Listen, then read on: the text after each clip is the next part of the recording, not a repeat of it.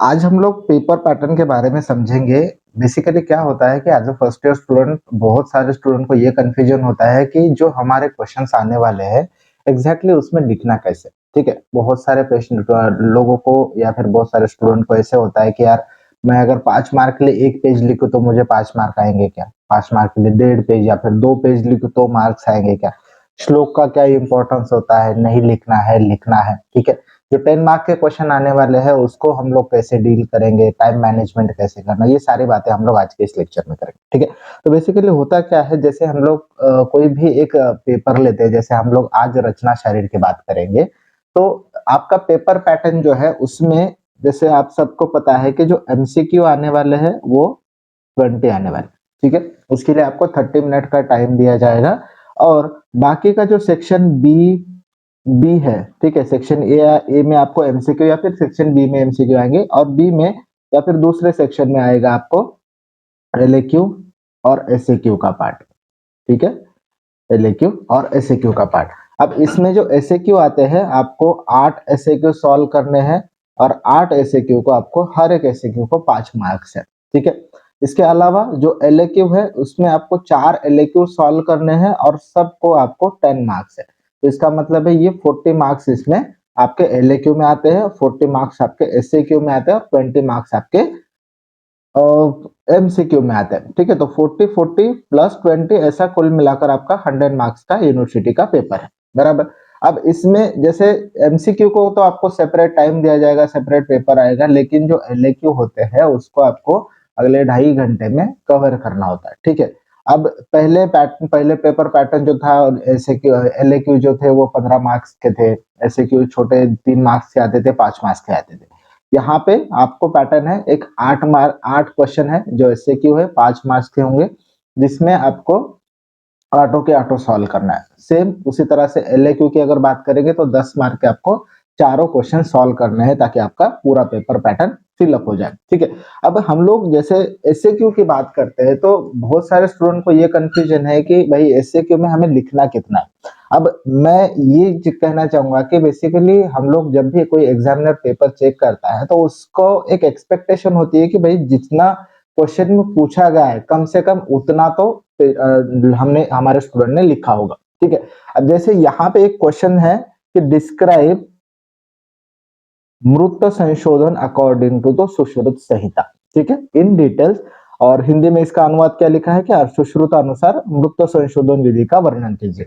जो हम लोग फर्स्ट ईयर में जो स्टार्टिंग का चैप्टर है हमारा उसमें बेसिकली ये मृत संशोधन दिया है और इसमें ऑलरेडी यहाँ पर मेंशन किया है कि सुश्रुत के अनुसार लिखना है, कोई और पैटर्न या फिर कोई और मेथड से हमें लिखना नहीं है। यानी कि मॉडर्न में जैसे हम लोग मृत संशोधन करते हैं उसका कोई भी नामो निशान यहाँ पे लिखना नहीं है, ठीक है? अब जो सुश्रुत ने बताया है क्या ये काफी होगा कि हमें जो 5 मार्क्स यहाँ पर मिलने वाले हैं, 5 मार्क यहाँ पर डिक्लेयर किए गए एक क्वेश्चन को, तो उसके लिए ये क्वेश्चन काफी है या फिर सुश्रुत के अनुसार लिखना काफी है? तो डेफिनेटली हाँ, ठीक है? अब इसमें श्लोक का इंपॉर्टेंस, अगर आप श्लोक लिखते हो तो बहुत अच्छी बात है, लेकिन ऐसा नहीं है कि अगर आपने श्लोक नहीं लिखा तो आपको कुछ भी मार्क्स नहीं है, ठीक है? हाँ, चलो ठीक है, किसी का इंप्रेशन अगर अच्छा जाता है तो बेसिकली उसके मार्क्स थोड़े बढ़ जाएंगे, लेकिन श्लोक नहीं आता तो उसका कॉम्प्लेक्स नहीं यूज करना है, यानी कि उसको कॉम्प्लेक्स नहीं मानना है, लेकिन आप उसका एक्सप्लेनेशन अगर आप अच्छी तरह से लिखते हो तो भी आपको अच्छे स्कोर आएंगे, ठीक है?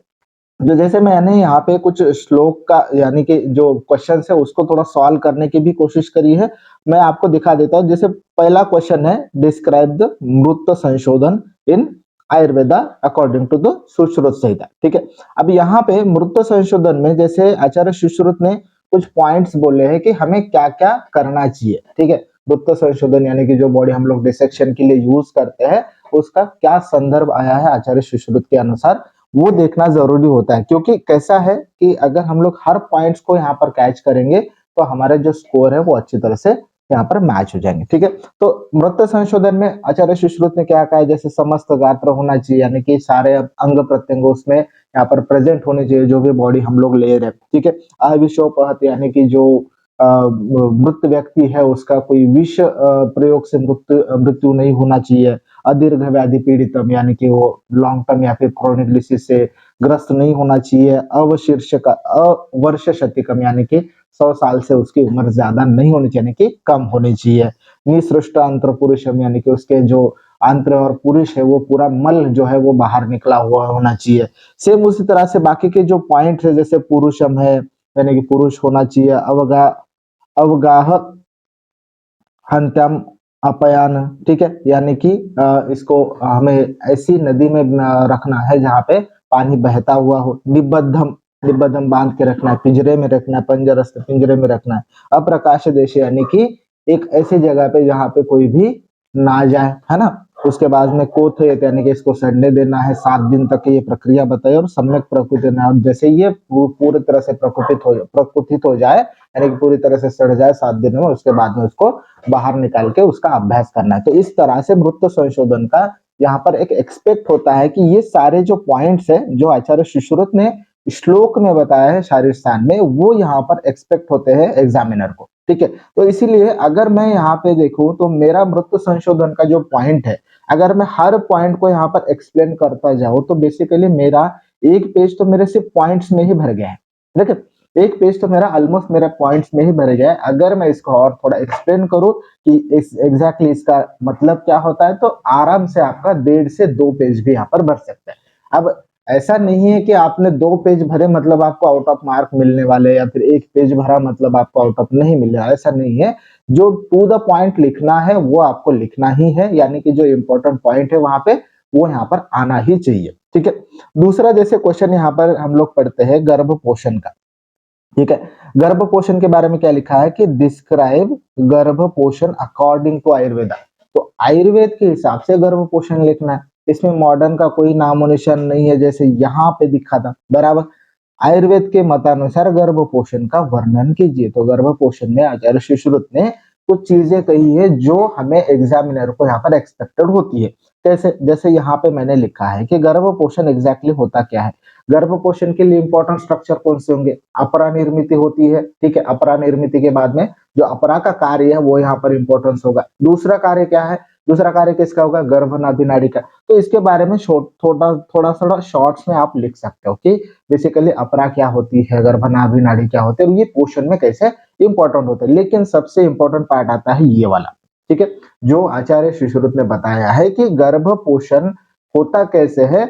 जो भी मदर 5 भौतिक आहार लेती है, जो भी मदर 5 भौतिक आहार लेती है उसके 3 पार्ट्स में वो डिवाइड करती है। पहला पार्ट जो जाता है मदर को उसका हेल्थ मेंटेन करने के लिए, ठीक है, ये आप पढ़े हो, ठीक है, इसलिए आपको समझ में आ रहा होगा। दूसरा जो पार्ट होता है वो जाता है मिल्क प्रोडक्शन के लिए, जो मदर का दुग्ध प्रोडक्शन होता है, मिल्क प्रोडक्शन होता है, उसके लिए दूसरा पार्ट जाता है।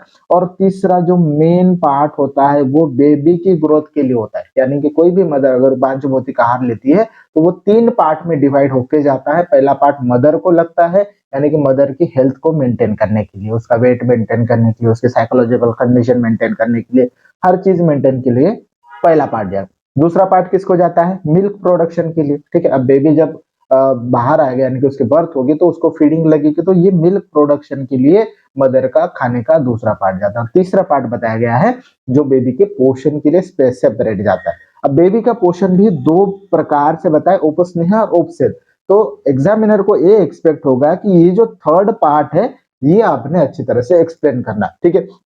इसके ऊपर के जो 2 पॉइंट मैंने बताया इसका सिर्फ एक रोल बताना है कि एग्जैक्टली गर्भ पोषण में इसका रोल कैसे है, ये बता के आपको सबसे मेन पार्ट इसी पे फोकस करना है कि जो पंचभौतिक आहार हमने लिया है, मदर ने लिया सॉरी, तो उसको 3 पार्ट्स में कैसे डिवाइड किया गया, और जो बेबी का पार्ट है उसको उपस्नेहन और उपस्वेद से कैसे यहाँ पर गर्भ को पोषण किया, ये एक्सपेक्ट है हमें यहाँ पर अगर गर्भ पोषण लिख रहे, ठीक है। ये हो गया दूसरा क्वेश्चन। अब चलते हैं तीसरे क्वेश्चन की तरफ। तीसरा क्वेश्चन क्या बताता है, जैसे यहाँ पे तीसरा क्वेश्चन है describe the types of bone according to the modern anatomy, ठीक है। यहाँ पे 2 क्वेश्चंस आपको लिखे गए थे सिर्फ आयुर्वेद के हिसाब से। यहाँ पे क्या लिखा है कि according to the modern anatomy, यहाँ पे आयुर्वेद का नाम नहीं आएगा, ठीक है। तो आपको सीधे सीधे क्या करना है, डायरेक्टली आप क्या कर सकते हो, बोन की डेफिनेशन लिख सकते हो पहले, ठीक है। आपका इंप्रेशन अच्छा जाए, इसलिए बोन की डेफिनेशन आप लिखोगे। चलो एक काम करता हूँ, मैं आपको नोट्स में ही दिखा देता हूँ, ठीक है, यहाँ पे, ठीक है। जैसे यहाँ पे लिखा है कि पहले बोन की डेफिनेशन लिखो, बराबर। पहले बोन की अगर आप डेफिनेशन लिखते हो तो बेसिकली इसका इंप्रेशन कैसे जाता है कि बच्चों को ये पता है कि एग्जैक्टली बोन की डेफिनेशन क्या है, और आगे चल के उसके टाइप्स बताने में आपको भी इजी जाएगा और एक इंप्रेशन भी अच्छा आएगा, ताकि ये जो पार्ट है वो अच्छी तरह से प्रेजेंट हो जाए, ठीक है। अब टाइप्स जो बताया है अकॉर्डिंग टू मॉडर्न एनाटॉमी लिखने हैं, आयुर्वेद का यहाँ पे नहीं लिखना है, क्योंकि आपका समय भी बर्बाद होगा और उसमें कोई मार्क्स भी आपको नहीं मिलने वाले, ठीक है। तो इसलिए अगर स्पेसिफिकली पूछा गया है कि मॉडर्न एनाटॉमी के हिसाब से लिखना है तो मॉडर्न ही लिखना है, ठीक है। पहले क्या लिखेंगे, लॉन्ग बोन लिखेंगे, ठीक है। पांच जो टाइप बताए, इंपॉर्टेंट टाइप्स जो है वो अकॉर्डिंग टू मॉडर्न बताए 5 टाइप, ठीक है। अब इसके अलावा और भी टाइप्स है, लेकिन यहाँ पे आपको ये सिर्फ 5 मार्क का क्वेश्चन है, तो बहुत ज्यादा लेंदी भी इसको नहीं करना है, ठीक है। तो पहले लॉन्ग बोन के बारे में लिखेंगे कि लॉन्ग बोन एग्जैक्टली होता क्या है, इसमें कैसे पार्ट्स होते हैं, ठीक है। जैसे हमारा और एक एग्जाम्पल, एक या दो एग्जाम्पल लिख सकते हैं, जैसे फीमर हो गया, ह्यूमरस हो गया, रेडियस अल्ना हो गया, ये लॉन्ग बोन के टाइप्स हो गए, ठीक है। दूसरा है शॉर्ट बोन। शॉर्ट बोन को कैसे एक्सप्लेन करेंगे कि भाई शॉर्ट बोन एग्जैक्टली होता क्या है, इसके एग्जाम्पल क्या है। सेम उसी तरह से फ्लैट बोन, इरेगुलर बोन और सेसमोइड बोन, ये 5 प्रकार के जो बोन है, इसको भी अगर आप प्रॉपर तरीके से 2-2 लाइन भी अगर लिखते हो तो आपका आराम से 1.5 पेज भरने वाला है, ठीक है। तो बहुत ज्यादा मतलब ओवर राइटिंग करने की जरूरत नहीं है कि यार हाँ मुझे 5 मार्क्स, पूरे 5 मार्क्स ही लेने हैं और उसके लिए मैं और भी कुछ लिख दूं, ऐसा नहीं करना है, ठीक है। तो आपको टू द पॉइंट लिखना है कि लॉन्ग बोन एग्जैक्टली होता क्या है और इसके एग्जाम्पल क्या है। सेम उसी तरह से शॉर्ट बोन क्या है, उसके एग्जाम्पल क्या है। इसमें और चीजें ऐड करती करनी नहीं चाहिए, जैसे कि लॉन्ग बोन, सॉरी, जैसे बोन के कितने मतलब हमारे शरीर में कितने बोन्स है, आयुर्वेद के अनुसार कितने बताया, चरित्र रखने कितने बताए, ये इसका कोई रोल यहाँ पे नहीं होता है। अगर आपको पूछा है कि according to the modern science, according to modern anatomy कितने टाइप के बोन है, तो सिर्फ इतना ही आपका यहाँ पर आंसर आने वाला है, ठीक है। नेक्स्ट है हमारा जो क्वेश्चन है, चलो यहाँ पे नख के बारे में दिखा है, ठीक है। नख के बारे में क्या लिखा है कि नख के विकृत स्वरूप का व्याधि के अनुसार वर्णन कीजिए, ठीक है। और इंग्लिश में इसका क्या ट्रांसलेशन है, describe the abnormal appearance of नख विथ डिसीज। यानी कि यहाँ पे ये एक्सपेक्ट कर रहे हैं कि नख जो है उसके व्याधियों के बारे में हमें लिखना है, ठीक है। अब व्याधि जो आयुर्वेद में एक्सप्लेन करे गए तो वैसे तो बहुत सारे हैं, लेकिन as a first year student इसमें सिर्फ 2 व्याधि इंपॉर्टेंट है, कुनक और एक चिप करके, ठीक है। तो चलो यहाँ पे देख लेते हैं, जैसे हमने क्या लिखा है। जैसे हम लोग कोई भी व्याधि, कोई भी आंसर को स्टार्ट करते हैं, जैसे यहाँ पे जो आंसर दिया गया, क्वेश्चन दिया गया था, वो बेसिकली क्या है, सिर्फ व्याधियों के बारे में दिया है। लेकिन अगर आप व्याधि लिखते हो तो ये 2 ही व्याधि यहाँ पर एक्सप्लेन है, इसलिए ये आंसर बहुत शॉर्ट हो जाएगा। इसलिए थोड़ा बहुत इसको एक्सटेंड करने के लिए आपको क्या करना है, नख के बारे में थोड़ा सा परिचय देना है, ठीक है। नख के बारे में परिचय आप क्या दोगे कि अब ये नख क्या है, नख हमारे अस्थि का मल है, ठीक है। इसका पांच भौतिक तत्व क्या आएगा, पांच भौतिक तत्व यानी कि जो नख का मल, सॉरी अस्थि का मल है, इसलिए अस्थि में जो पांच भौतिक तत्व कहीं ना कहीं हमारे यहाँ पे नख में आने वाला, तो इसलिए पृथ्वी और वायु, ये पांच भौतिक तत्व आएगा इसका। गर्भोत्पादक भाव यानी कि कहाँ से उत्पन्न होता है, मात्रज और पितरज भाव होते हैं, हम लोगों को पता है, उसमें से पितरज भाव में ये यहाँ पर आता है, ठीक है। तो ये बेसिकली 3 ऐसी चीजें हैं, या फिर ये जो परिचय ऐसा चीज है जहां पे आपको ये 3 से 4 पॉइंट आराम से मिलने वाले, जिसमें आपका आधा पेज कवर हो जाएगा। अब इससे आपको मतलब एग्जामिनर को भी ये लगेगा कि इसको नख के बारे में अच्छी तरह से पता है, यानी कि ये अच्छा लड़का है या फिर अच्छा स्टूडेंट है जो कि लिख सक रहा है, ठीक है। उसके बाद में इसका एक प्राकृत स्वरूप भी बताया आचार्य श्रुत ने। तो प्राकृत स्वरूप में यहाँ पर क्या लिखा है, जैसे स्थिर है, वृत्त है, स्निग्ध, ताम्र, उत्तुंग है, कुर्याकार और करज है। तो ये श्लोक आप यहाँ पर लिख सकते हो अगर आपको याद है, ठीक है। अगर श्लोक याद नहीं है तो सिर्फ यहाँ पे ऐसे लिख सकते हो कि प्राकृत कैसे होता है नख, ठीक है। प्राकृत नख का स्वरूप आप लिख सकते हो कि बेसिकली प्राकृत नख दिखता कैसे है। अगर प्राकृत लिखते हो तो विकृत समझने में आसानी होती है, इसलिए प्राकृत लिखना जरूरी है। तो प्राकृत स्वरूप यहाँ पे बताया कि स्थिर होना चाहिए, वृत्त होना चाहिए, स्निग्ध होना चाहिए, ताम्र होना चाहिए, उत्तुंग होना चाहिए और कोरे आकार का होना चाहिए। तो ये अगर 4-5 पॉइंट भी आप लिख देते हो तो बेसिकली इसमें आपका एक पेज कंप्लीट हो जाएगा, जिससे आपका प्रेजेंटेशन बहुत अच्छा लगने वाला है, ठीक है। और आता है लास्ट का पॉइंट, जो कि सबसे इंपॉर्टेंट पॉइंट था हमारे क्वेश्चन का, कि विकृत स्वरूप क्या है। विकृत स्वरूप में दो व्याधि आपको लिखने हैं, एक कुनक और चिप, और ये दोनों व्याधियों के अगर आप श्लोक याद करते हो तो बहुत अच्छी बात है, नहीं याद होगे तो इसके सिर्फ फीचर लिख के आप आ सकते हो कि इसमें बेसिकली एग्जैक्टली फीचर्स और उसके कॉजेस क्या है, ठीक है। तो ये दो व्याधि को एक्सप्लेन करोगे तो उसका अपीयरेंस, उसके फीचर्स सब याद आएंगे, या फिर सब लिखना हो जाएगा। और ये आपका मेन वेटेज वाला पार्ट होगा, जिसमें आपको ऑन एन एवरेज 3 मार्क्स का यहीं से वेटेज आएगा, ठीक है। जो बाकी का परिचय और उसके बाद में आपने प्राकृत स्वरूप लिखा, वो आप कंसिडर कर सकते हो कि इसमें आपको 2 मार्क्स फिक्स हो जाएंगे, ठीक है। अब हालांकि ऐसा नहीं होता है कि सारे क्वेश्चंस को आपको आउट ऑफ मार्क मिलेंगे, कभी 3 से, कभी 4, कभी 3.5, ऐसा आपका एक वेटेज जाएगा, ठीक है। तो इसका मतलब है कि आपको जो मेन पॉइंट दिया है क्वेश्चन में, उसके ऊपर ज्यादा फोकस करना है, रादर देन जो हम लोग अदर टाइप या फिर अदर पार्ट जो है वो लिखने वाले, ठीक है, जो कि क्वेश्चन में एग्जैक्टली नहीं पूछा गया। उसके बाद में चौथा क्वेश्चन है, सॉरी नेक्स्ट क्वेश्चन है पांचवा हमारा। यहाँ पे स्पेसिफिक कुछ चीजें मेंशन करी, जैसे describe the origin, insertion, now supply and its function of rectus abdominis muscle, ठीक है।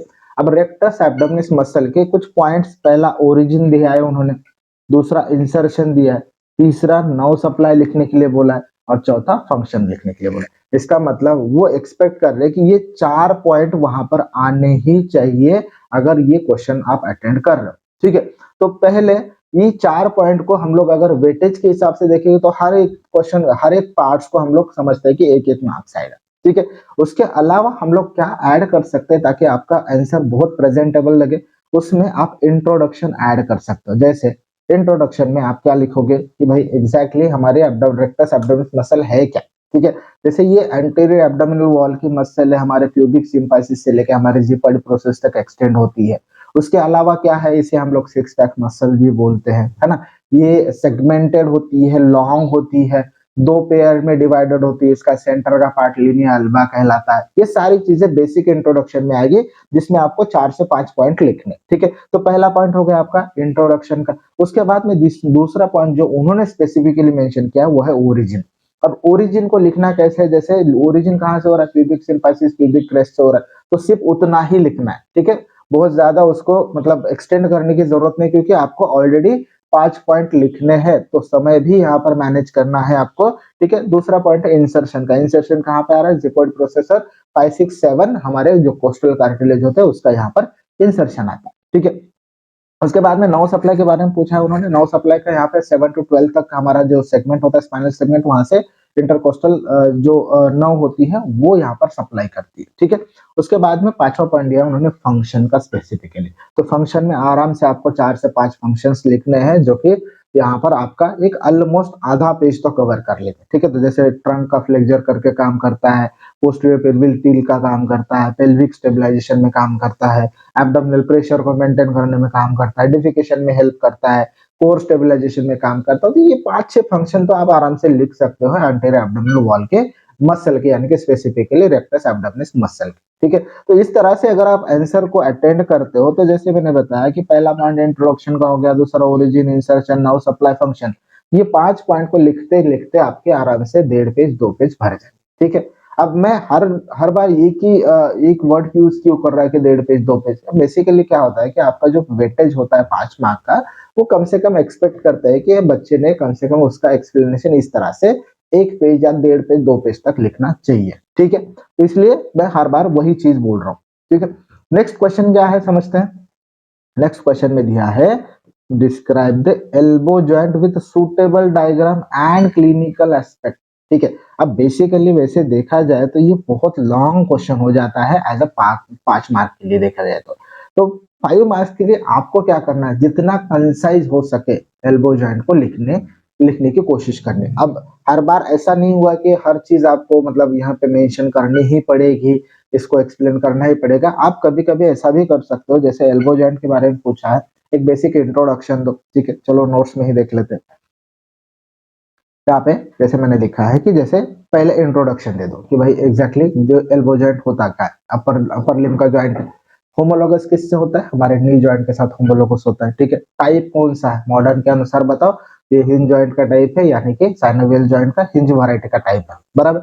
आयुर्वेद के अनुसार बताओ, यहाँ पे एक और संधि है, बहुचल संधि है, ठीक है। उसके बाद में ये 2 पॉइंट आपके इंपॉर्टेंट है।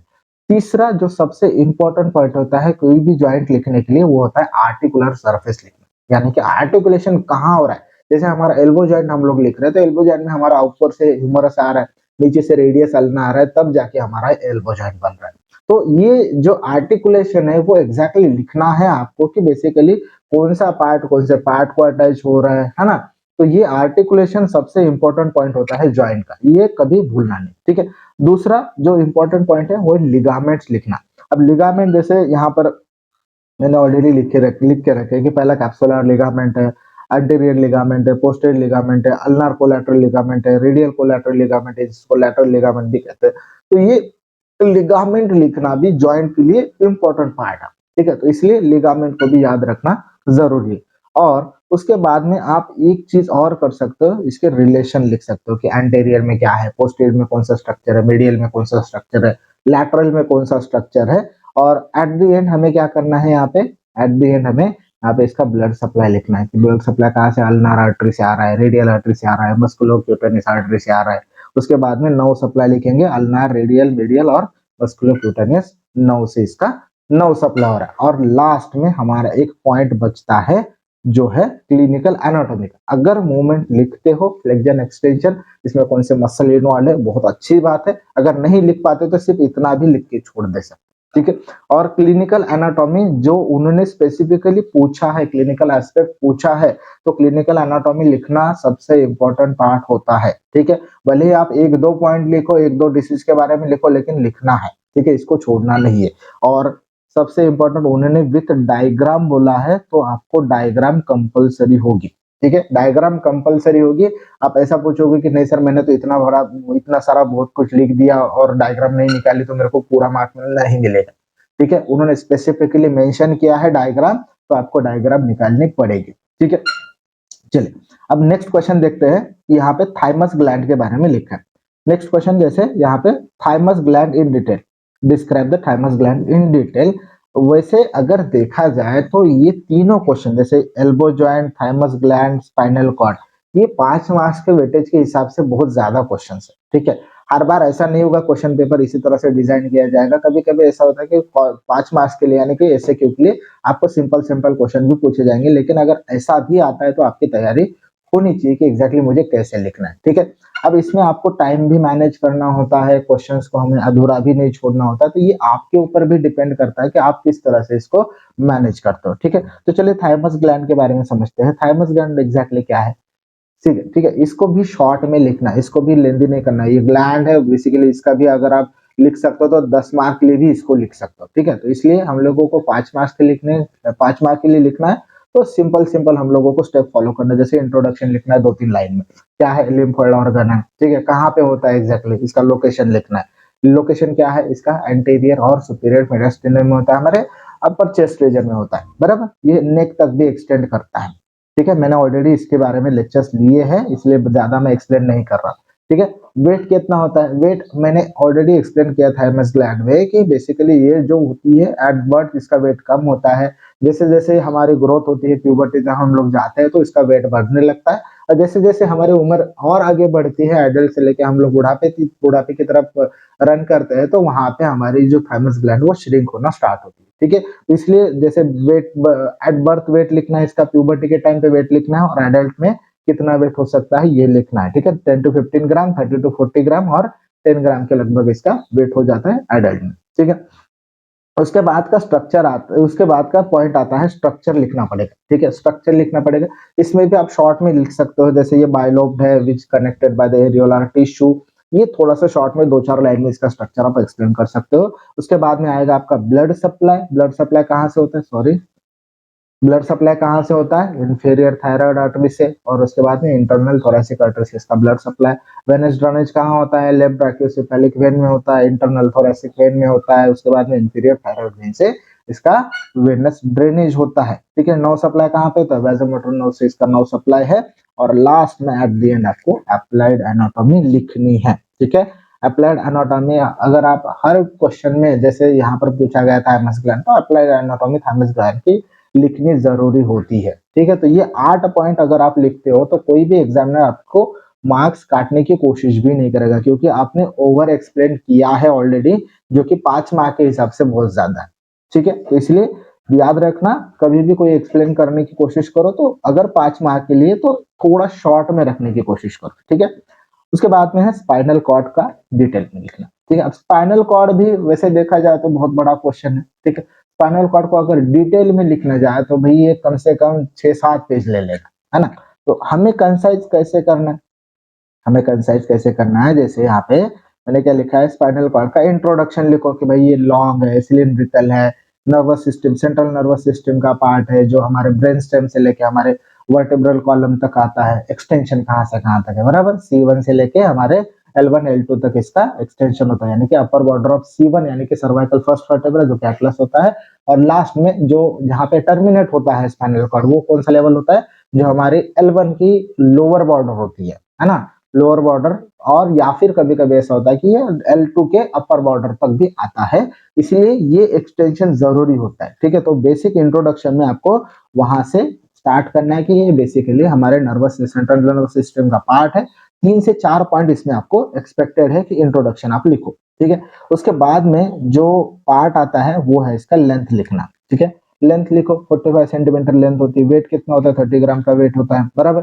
पोजीशन क्या है, पोजीशन यानी कि बेसिकली जो हमारे वर्टेब्रल कॉलम है और सेगमेंट होते हैं, हमारे स्पाइनल सेगमेंट जो होते हैं, उसमें क्या सिमिलैरिटीज है और क्या डिफरेंस है। ठीक है, कौन से सेगमेंट का कौन से वर्टेब्रल कॉलम के साथ रिलेशन है, वो लिखना यहाँ पर पोजीशन में इंपॉर्टेंट होता है। ठीक है, उसके बाद में आप मेनिंजेस के बारे में शॉर्ट में लिख सकते हो कि 3 मेनिंजेस है, जैसे ब्रेन के 3 मेनिंजेस है वैसे स्पाइनल कॉर्ड के 3 मेनिंजेस है। ठीक है, मैंने ऑलरेडी पढ़ाया है। ठीक है, जैसे हमारा ड्यूरा मैटर, अरेक्नोइड मैटर और हमारा पाया मैटर, ये तीनों मेनिंजेस आपको शॉर्ट में इसको एक्सप्लेन करना है कि एक्सटर्नली क्या है, मिडल में कौन सा है और इंटरनली कौन सा होता है, ये शॉर्ट में एक्सप्लेन करो। उसके बाद में फीचर, क्योंकि ये इंपॉर्टेंट स्ट्रक्चर होते हैं जो कि यहाँ पर एक्सपेक्ट होते हैं। अगर स्पाइनल कॉर्ड आप लिख रहे हो तो एक्सटर्नल फीचर्स और इंटरनल फीचर्स आपको लिखने पड़ेंगे यहाँ पे। ठीक है, उसके बाद में शॉर्ट में ब्लड सप्लाई आएगा, उसका उसकी क्लिनिकल एनाटॉमी आएगी। अब जो जैसे जो ग्रे मैटर है, उसके बाद में जो व्हाइट मैटर है, वो पूरी तरह से बहुत डिटेल में इसको एक्सप्लेन करते नहीं बैठना है, शॉर्ट में इसको इसके इंटरनल फीचर्स और एक्सटर्नल फीचर्स को एक्सप्लेन कर देना है, ताकि आपको आपका टाइम भी बचे और आपको स्कोर भी अच्छा है। ठीक है, तो इस तरह से आपको स्पाइनल कॉर्ड एक्सप्लेन कर सकते हो बेसिकली। ठीक है, ये हो गए हमारे 8 क्वेश्चन जो कि 5 मार्क्स के लिए आने वाले। ठीक है, इसके बाद में जो सबसे इंपॉर्टेंट होते हैं वो है हमारे 10 मार्क के क्वेश्चन, जो कि 4 क्वेश्चन हमें सॉल्व करने हैं, जिसको आपको 40 मार्क्स का वेटेज आने वाला है। ठीक है, तो पहला क्वेश्चन समझते हैं। पहले डिस्क्राइब मासानुमासिक गर्भ वृद्धिकरण, यानी कि जो मासानुमासिक वृद्धि दी है हमारे आचार्य सुश्रुत ने 40 साल में, इसका बहुत अच्छी तरह से एक्सप्लेनेशन आया। मैंने भी बहुत मतलब मैंने कोशिश करी है कि वो पूरी तरह से आपको समझ में आए। और ये मासानुमासिक वृद्धि को, गर्भ वृद्धि को मुझे ज्यादा बताने की जरूरत नहीं पड़ेगी शायद से कि आपको लिखना कैसे। ठीक है, आप सिंपल क्या करोगे, इसमें गर्भ की व्याख्या पहले लिखोगे। ठीक है, गर्भ की आप व्याख्या लिखोगे, उसके बाद में सीधे आप मासानुमासिक वृद्धि लिख सकते हो। ठीक है, मासानुमासिक में आपको फर्स्ट मंथ से लेके आपके 9th मंथ तक के श्लोक इंपॉर्टेंट है। ठीक है, इसके श्लोक इंपॉर्टेंट है आपको। ऐसा नहीं है कि आप श्लोक ना लिखो और सिर्फ एक्सप्लेनेशन लिखो तो कंप्लीट मार्क्स नहीं आएंगे, क्योंकि ये शॉर्ट श्लोक है, बहुत एक एक दो दो लाइन के श्लोक आप इजीली याद रख सकते हो। इसीलिए पहले जैसे प्रथम मासे कललम जायते से लेकर लास्ट तक के श्लोक पूरी तरह से याद रखो, क्योंकि गर्भ के ऊपर क्वेश्चन में ये सबसे ज्यादा पूछा जाने वाला क्वेश्चन है कि मासानुमासिक वृद्धि क्या है। पहले ऑलरेडी गर्भ पोषण आया है, लेकिन फिर भी ये यहाँ पे देखो, लेकिन इसीलिए गर्भ का जो सबसे इंपॉर्टेंट पार्ट है वो है आपकी मासानुमासिक वृद्धि का, तो इसलिए इसको याद रखने की आपको जरूरत होगी। ठीक है, तो फर्स्ट मंथ से लेके 9 मंथ के श्लोक अच्छी तरह से लिखो, उसका एक्सप्लेनेशन अच्छी तरह से लिखो, आपका आराम से 2 से 3 पेज इसी में भर जाएगा। ठीक है, और आपको वेटेज अच्छा मिल जाएगा, ताकि ये आप अच्छी तरह से अगर एक्सप्लेन करते हो तो आपको 10 में से ऑलमोस्ट 8-9 मार्क्स भी आ सकते हैं। ठीक है, तो इसको अच्छी तरह से अटेंड करना जरूरी है। ठीक है, दूसरा क्वेश्चन है यहाँ पे हिप बोन का। अब हिप बोन में ऑलरेडी 3 बोन का एक्सप्लेनेशन करना, 10 मार्क के लिए क्वेश्चन है, ठीक है। इसके अलावा आपको और 2 भी क्वेश्चन भी सॉल्व करने, टाइम कम रहता है यहाँ पे, है ना, लिमिटेड रहता है। तो आपको क्या करना है कि जो हिप बोन है उसको शॉर्ट में लिखने की कोशिश करनी है। शॉर्ट में मैं क्यों बोल रहा हूँ, पहले आप इंट्रोडक्शन लिखो, कहाँ पे होता है, पेल्विक गर्डल में होता है, बराबर। और उसके बाद में सीधा जंप करो इसके 3 पार्ट्स पे, ठीक है। कौन से पार्ट है, इलियम है, प्यूबिस है और इस्चियम है, बराबर, ठीक है। शायद मैंने इसके नोट्स बनाए होंगे, एक सेकंड, ठीक है। हाँ, चलो यहाँ पे जैसे मैंने बताया मासिक गर्भवृद्धि में गर्भ की व्याख्या लिख देनी है और 5 से 9 मिनट का पूरा एक्सप्लेनेशन आएगा। दूसरा क्वेश्चन हम लोग देख रहे हैं हिप बोन का। हिप बोन में पहले नाम लिखना है, ठीक है। नाम लिखना है कैसे, या हिप बोन है, इसे हिंदी में क्या कह सकते हैं या फिर आयुर्वेद में क्या कह सकते हैं, नितंबास्तिका, ठीक है। उसके पर्याय लिख देने कि इस पर्याय में क्या क्या लिखना, श्रोणी फलकास्ति, जघन कपाल या फिर कटी कपाल लिखते हैं, ठीक है। लोकेशन मैंने जैसे बताया पेल्विक गर्डल में होता है, पेल्विक गर्डल में टाइप कौन सा है, फ्लैट बोन है। और उसके बाद में सीधा जंप करना, ये इंट्रोडक्शन हो गया बेसिक, और उसके बाद में सीधा जंप करना है हमें फीचर्स पे, ठीक है। फीचर्स में जैसे मैंने बताया इसका 3 पार्ट्स लिखने हैं, ट्यूबिस, इलियम और इस्चियम, ये 3 पार्ट सबसे इंपॉर्टेंट होंगे, क्योंकि इसमें पूछे गए जो पार्ट है वो पूरा हिप बोन लिखने के लिए बोला, इसमें कोई स्पेसिफिक इलियम या फिर इस्चियम के लिए यहाँ पर एक्सप्लेनेशन नहीं मांगा है, ठीक है। उसके बाद में उसके इलियम को एक्सप्लेन करते समय इसके पोल लिखना जरूरी है, बॉर्डर लिखना जरूरी है, सरफेसेस लिखना जरूरी है और मसल अटैचमेंट लिखना जरूरी है, ठीक है। उसके बाद में भले ही आप इसको पूरी तरह से एक्सप्लेन ना करो, लेकिन पोल कितने हैं, बॉर्डर कितने हैं, सरफेस कितने हैं, और उसके बाद में उसके मसल अटैचमेंट क्या क्या है, ये इंपॉर्टेंट पार्ट होता है, ठीक है। ट्यूबिस में भी सेम वही करना, बॉर्डर्स क्या है, सरफेस क्या है, मसल अटैचमेंट क्या है, ये लिख देना है।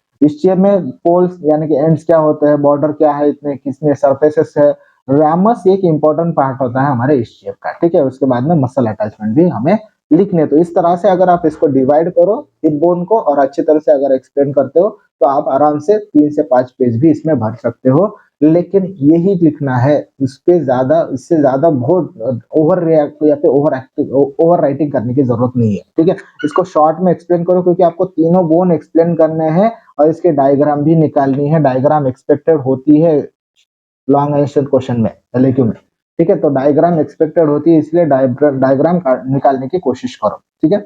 और लास्ट में आपका पॉइंट आता है क्लिनिकल एनाटॉमी लिखनी जरूरी होती है, जो मैंने हर क्वेश्चन में बताई है मॉडर्न के, ठीक है। अब उसके बाद का जो क्वेश्चन है वो क्या बताता है, वो वो है joints according to Ayurveda and modern with suitable diagram, ठीक है। तो जॉइंट्स को लिखने का यहाँ पे उन्होंने क्या बताया कि describe joints according to the Ayurveda. तो जॉइंट्स एग्जैक्टली क्या है, कितने टाइप के होते हैं, वो यहाँ पर बताना इम्पोर्टेंट है, ठीक है। जैसे मैंने यहाँ पर लिखा है, अब आयुर्वेद के हिसाब से आप संधि की व्याख्या लिखेंगे यहाँ पे, ठीक है।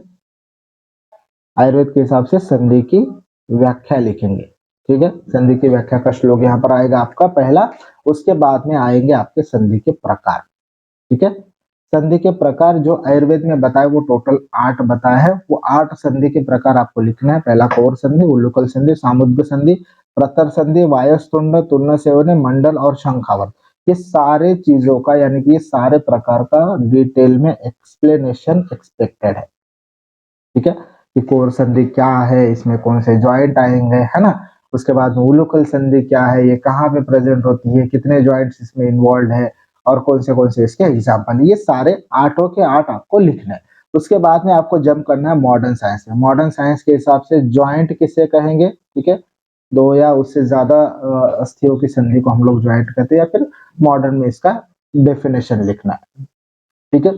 जैसे डेफिनेशन हो गई उसके बाद में आपको इसके टाइप्स लिख देने हैं, कौन सा बॉल एंड सॉकेट जॉइंट है, हिंज जॉइंट है, पिवोट जॉइंट है, कॉन्डिलर जॉइंट है, सैडल जॉइंट है, प्लेन जॉइंट है।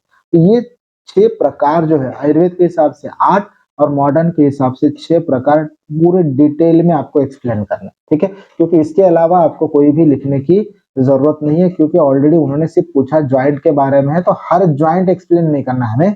ज्वाइंट के कितने प्रकार होते हैं, बेसिक इंट्रोडक्शन क्या है ज्वाइंट का, सिर्फ वही लिखना है। और सिर्फ एक चीज करनी है यहाँ पे आपको, बॉल एंड सॉकेट ज्वाइंट जैसे लिख रहे हो उसके बाद में बॉल एंड सॉकेट जॉइंट का एक डायग्राम, उसके बाद में हिंज जॉइंट लिख रहे हो, हिंज जॉइंट का एक डायग्राम, प्योर जॉइंट लिख रहे हो, प्योर जॉइंट का। तो ये 6 के 6 डायग्राम आप यहाँ पर एक्सपेक्ट करता है एग्जामिनर, क्योंकि उन्होंने स्पेसिफिकली मेंशन किया है विद डायग्राम लिखना, ठीक है। तो इसलिए एक एक जॉइंट का छोटा छोटा डायग्राम भी अगर आप निकालते हो तो भी आपको वेटेज अच्छा मिल जाएगा, ठीक है।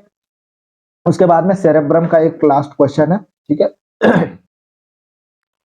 सेरेब्रम के बारे में यहाँ पे लिखा है कि describe cerebrum with suitable diagram and it's applied aspect. इसका मतलब है अप्लाइड एनाटॉमी लिखने के लिए बोला है स्पेसिफिकली, और डायग्राम भी निकालने के लिए बोला है, ठीक है। अब यहाँ पे वैसे देखा जाए तो सेरेब्रम बहुत बड़ा पार्ट है, सेरेब्रम को लिखने के लिए भी आपको समय लगने वाला है, तो इसलिए इसको भी थोड़ा सा कंसाइज करने की कोशिश करो। जैसे इंट्रोडक्शन लिख दिया, ठीक है, सेंट्रल नर्वस सिस्टम का पार्ट है, ब्रेन का पार्ट है, इसको हम लोग 2 पार्ट्स में डिवाइड करते हैं, 2 सेरेब्रल हेमिस्फीयर होते हैं, और उसके बाद में हम लोग सेरेब्रल हेमिस्फीयर को डिटेल में एक्सप्लेन करेंगे, ठीक है।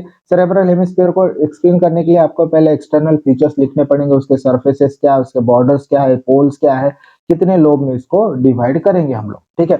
उसके बाद में इंटरनल स्ट्रक्चर में आपका एक पार्ट आता है जो कि सल्काई और गायरा है। इसके अलावा भी और भी बहुत कुछ है जो कि सेरेब्रम में, मैंने ऑलरेडी डिटेल में लेक्चर दिया है सेरेब्रम पे, आप देख सकते हो, ठीक है।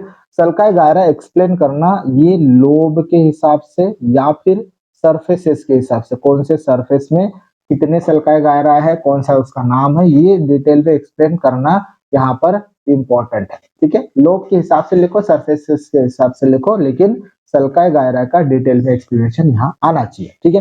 तीसरा पार्ट आता है इसके फंक्शन लिखने का, ठीक है। तो फंक्शन क्या है सेरेब्रम के, वो लिखना जरूरी है, टैलेंसेफेलन इसको हम लोग कहते हैं, तो ये लिखना जरूरी है। और लास्ट में जो चौथा पॉइंट बताया वो क्लिनिकल एस्पेक्ट, ठीक है, क्लिनिकल एनाटॉमी यहाँ पर इसकी लिखनी जरूरी है, ठीक है, क्योंकि उन्होंने स्पेसिफिकली पूछा है।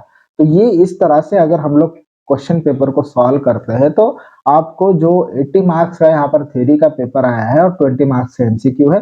एमसीक्यू में आपको जैसे मैंने बताया कि अगर 4 इंपॉर्टेंट जो ऑप्शंस होते हैं उसमें से एक ऑप्शन आपको चूज करना होता है, ठीक है। लेकिन ये ऑप्शन चूज करने के बाद उसका सिर्फ नंबर लिख के नहीं जाना है, उसमें आपको उसका एक्सप्लेनेशन यानी कि जो भी नाम आया है वो भी लिखना है आगे चल के, ठीक है, ताकि एग्जामिनर को जो 30 मिनट का हमें टाइम दिया है वो एग्जामिनर को लगे कि हाँ यार अच्छी तरह से यूज किया है बच्चे ने, है ना। तो इसलिए ब्रैकेट में उसका आंसर तो लिखो, यानी कि जो ऑप्शन है वो तो लिखो, लेकिन उसके सामने उसका नाम भी आना चाहिए, ठीक है। तो ये एक्सपेक्ट होता है अगर कोई भी क्वेश्चन पेपर हम लोग सॉल्व करें।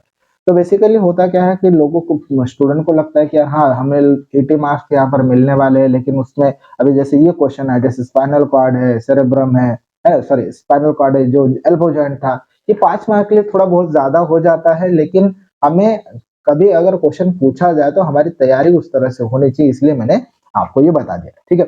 अब चलो थोड़ा सा सेकंड पेपर के बारे में भी एक शॉर्ट में जान लेते हैं। वैसे देखा जाए तो फर्स्ट पेपर सेकंड पेपर आप उसी तरीके से सॉल्व कर सकते हो जैसे अभी मैंने फर्स्ट पेपर बताया, लेकिन फिर भी कुछ क्वेश्चंस है जो देख सकते हैं हम लोग यहाँ पर।